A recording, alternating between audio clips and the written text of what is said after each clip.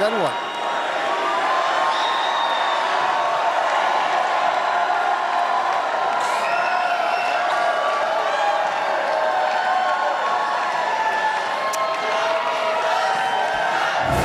All right, CNN has a major projection right now. CNN projects that Bernie Sanders will win the New Hampshire Democratic presidential primary. This is CNN's projection. We just heard from Bernie Sanders. CNN's projection based on the actual votes, based on exit poll information. Let's go over to Jake and Dana. This is a major development right now. Bernie Sanders wins the vote in New Hampshire. And it's not just that he wins the vote in New Hampshire. This comes after Senator Sanders won the popular vote in Iowa. This is the second contest, and he has the organization and the money and the fundraising ability and the national name recognition, having run for president once before, to take it all the way. While Pete Buttigieg is certainly a front-runner, and right now they might be neck and neck in delegates, Bernie Sanders is the Democratic front-runner for the presidential nomination, and you just have to take a step back. He is, I believe, 78 years old. He is a Democratic socialist. He is a Jewish American, originally from Brooklyn. It is a stunning achievement by Senator Sanders and for his movement. Very impressive. And he had a heart attack a few months ago. That's right. And, you know, like many people who deal with that, he got help, and he actually says that he feels better, and he clearly has a lot of energy. But on the notion of where we are right now, it is remarkable that Bernie Sanders, with this huge field that it started with, people were looking at other potential progressive candidates. But he kept saying, you know what? You know, I'm the classic. I'm the original. And he kept on keeping on even for many, many months when he was not doing all that well in the polls. People were doing better, like Elizabeth Warren and others who were kind of in his lane. And then he stuck it out. And look, there's a long way to go. But the fact, just like you said, that he has done so well in Iowa, but most importantly in New Hampshire, is a big achievement. The one thing I will say is that given where we are and given how the Democratic establishment, the more moderate lane of the party, feels about him, or the notion of anybody who believes what he believes with regard to the major issues, especially things like health care, I wouldn't say that there's panic setting in, but there is a lot of concern about going forward in that moderates I'm talking to say they hope Elizabeth Warren stays in the race in order to keep him from ascending too much. And they're concerned about too many people in the so-called moderate lane that are splitting the vote. Two last points, Wolf. One is Bernie Sanders, of the top three winners in New Hampshire this evening, Bernie Sanders alone, not Buttigieg, not Klobuchar, has support in communities of color, and those are going to be very important in Nevada, which is a week from Saturday, in South Carolina, which is the week after that. And the second point is Bernie Sanders, in many ways, has been pulling the Democratic Party with him to the left. I guess that's the other way, to the left. And Medicare for all, Green New Deal, increase in the minimum wage, all of these proposals that he's been pushing for years are now basically in the Democratic mainstream, more or less. Now we have the voters coming with him, Iowa and New Hampshire. CNN projects Bernie Sanders is the winner in the New Hampshire Democratic presidential primary. Anderson, you got to give Bernie Sanders a lot of credit. Yeah, no doubt about it. He has hung in there, and for now, he can say he got the popular vote in Iowa and has won New Hampshire. Van Jones, where does it go from here? Listen, he's on track. It is true that he can get black support. He is winning Latina support right now. He's got young support. He's got an army of donors that are willing to. He and Bloomberg have inexhaustible resources because he can get. So this guy is doing it. And listen, I remember when Trump was on the march, and everybody kept saying, "Yeah, okay, so he won this time, but of course he'll be stopped, and let's figure out what Marco Rubio is going to do or somebody else is going to do." This guy is on the march. I think you're going to see the establishment freak out and try to stop him. But tonight, you have to give him credit. It is very, very difficult to pull off what he's pulled off. He's never actually been a part of this party, but he's transformed the party without joining it. And now the voters are coming with him. And the support, I mean, the small dollar donations that he is what has been fueling his campaign. it is extraordinary. I mean, it is something we haven't really seen. Yeah, I mean, well, look, as someone who worked on the 2016 campaign and someone who helped start an organization that came out of that because we believe so much in this hopeful vision of what our country could be, you know, and that's huge. This night is momentous, and to the thousands of young people that are part of the most diverse generation of America that America has ever seen, this is their victory tonight. This is not some fluke. It is because of years of hard work and a movement that was led by, again, one of the most diverse coalitions of young people America has seen. Governor, I mean, Jake Tapper made an important point, which is of the top 3 people coming out of New Hampshire, it's really only Bernie Sanders who has support among African Americans, which and more diversity as you move into Nevada and South Carolina. And that's going to be the key. As I've said now for a week and a half, these upcoming contests are going to be very important. We just finished 2 of the whitest of the 6 states in America. We were about to go into one of the 5 most diverse states in America, in Nevada. So this is the test. I think what Bernie has to show is he can expand the coalition. This is very important. That is the next step for him in the Latino vote, in the African American vote. If he can get out there and do that, that is very powerful, and he will be hard to stop if he can do that. He's done very well in the first couple of contests. There's one big issue that none of us can answer, is Michael Bloomberg sitting there, as I say, with $1 billion. We've never seen this in our party before. Yeah. He is on TV. I live in Northern Virginia. Every 3 minutes there's a television ad. And you can see that he's risen up. He's risen up, as we talked about, in the African-American community. So that's going to be a big determinant coming down the road. What happens on March 3rd? As I'm saying, 3 weeks from tonight, Super Tuesday will be over. And you will have close to 65% of these delegates.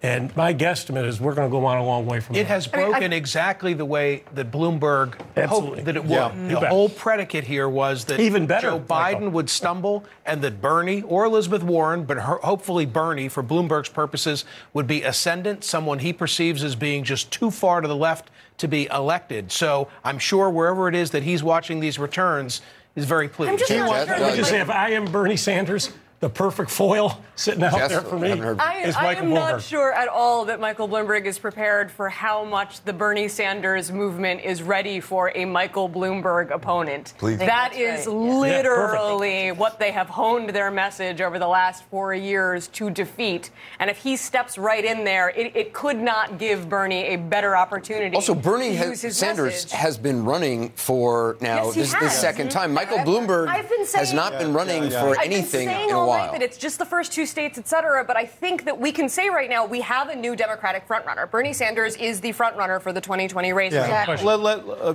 First of all, Bernie Sanders will be here till the end of this race. He is durable here. He's got renewable resources, a very committed base. But I just want to say again, there are warning signs in these first 2 races here, too. We can say that he's bringing the people along with him, but 75% of them didn't come. And that's true in Iowa as well. So the fact is he's not, he won 60% in the state last time. And yes, it was a 2%. Let him finish. But if there is a center-left candidate around whom people gravitate, there is a majority of voters there to take him on. Whether that happens is a big question. We've got 2 moderate candidates who come out of this in very strong shape tonight, Buttigieg and Klobuchar. Biden still has he's still going to try and revive his campaign in South Carolina. If he goes into Super Tuesday, he's going to get some votes. So we'll see if, and to your point, Anderson, Mike Bloomberg is a very formidable person. He's got unlimited resources. He has never faced the pressures of a presidential campaign. He has never taken the kind of scrutiny that he will get as a candidate, as they all do. And it starts next week in that debate. We'll see how he performs. But you know what billionaires love? Scrutiny. I'd love to offer 2 points. I think that makes sense, but I think it's important to also acknowledge that the media and the establishment has been discounting Bernie since 2015. And regardless, the way elections work is when you get the most votes, at least in this case, maybe not Iowa, you win. And so it's pretty huge that he is winning the popular vote in all of these states, even though it's the first two, and that he is surging in the states to come. So it also absolutely doesn't work is a that big way in the presidential race. I mean, there you go. in the end, unfortunately. I agree. Listen, I remember sitting here in 2016, and people kept saying the same thing about Donald Trump. Well, he only got 20%. He only got 25%. Look at all the people who voted against Donald Trump. The problem is that we have somebody who's cleared the progressive lane, it looks like. If Warren stays where she is, he has a progressive lane. And the moderate lane is sliced and diced up with a new person coming in. If we keep doing what we're doing and we keep going the way we're going, we're going to end up where we're headed, which is him with a glide path.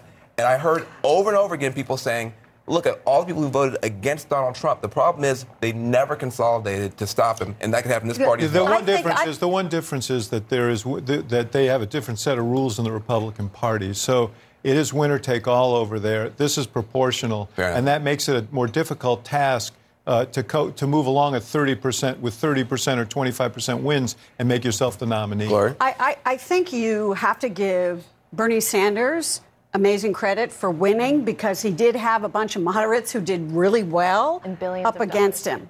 But one thing to look at in the rearview mirror is these exit polls on his positions on the issues.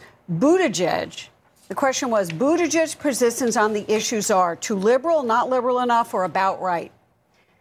It was not asked about Amy Klobuchar, but Buttigieg, 68% said about right. For Bernie Sanders, 43% said about right. For Biden, 45%. Again, not asked about Amy Klobuchar, unfortunately, but you can see that the Democratic Party, at least in New Hampshire, liked what Buttigieg was saying to them. Like the 68% is a lot to say that his positions were about right. And what was Buttigieg talking about? He's not talking about Medicare for all. He is talking about what he calls more realistic positions, as Biden was talking about. But you can't discount the number of how well the moderates did in this race tonight. So while Sanders, you have to give him amazing credit. He is so durable. I've never seen a candidate more durable than Bernie Sanders in all ways. But you have to look at what's coming up, Adam. The moderates going to have to figure out who they want to get behind. Who are they going to get behind? Yeah, and I think what's coming up for Sanders is Nevada, and he's likely to do fairly well there. It's a caucus state. He has shown that he's got organizing ability there. He may have a slight problem with labor because the Medicare for all thing, a lot of folks in labor don't necessarily like that. He's good with young folks, African Americans. He's clearly growing among that group as well. So, listen, I mean, I think Buttigieg is overperforming. I think he's done better in these first two states than anybody thought he would, but he's still got to figure out a way to grow in the way that you've seen Sanders grow. And by the way, people who care about health care voted for Bernie. So I know that every 4 years there's this speculation, and it's great fodder to talk about a brokered convention. I'm not here to predict that will definitely happen, but I think that today, as compared to 48 hours ago, we're a step closer. Yeah. We're a step closer. It's more likely this go round than any. Just remember 2016. Remember, the last nominee to go in who actually had the majority was John Kerry, if you remember. 2008, Hillary had to send her votes over. The same thing happened in 2016. Sanders had to send. The last one who's actually gotten this on the first ballot, people forget, is John Kerry in 2004. But, of course, the change in rules relative to superdelegates not getting a say on that first ballot this time, but having a say for the subsequent ballots, if it comes down to that, who knows? Generally, it never does. I mean, this is more of a mythical thing on these superdelegates. Sure. It really doesn't. But let me say, if someone goes in and has the most delegates and the superdelegates change that, that's a disaster. Forget it. I think if go home, burn the house down. You're going to, most likely with Trump, everyone was talking about a contested convention with Donald Trump, and of course that went right up to the line, and that never materialized. Although that was a very fractious convention with Ted Cruz's speech, if you'll recall. That's right. And the Republicans managed to win the presidency. Yeah. So, but you got to get 1,991 delegates. As I say, you got to go back to Kerry.